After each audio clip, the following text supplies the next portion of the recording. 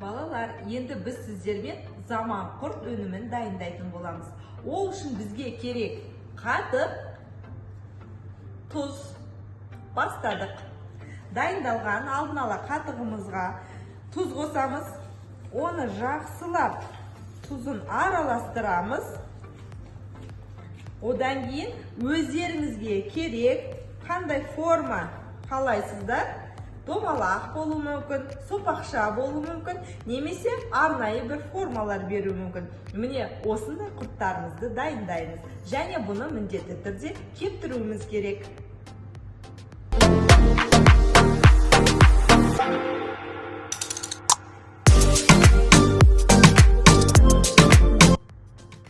Балалар, міне өздеріңіз көріп тұрғандай құрттарымызға форма берді. Енді бұл құрттарды кептіру керек боламыз.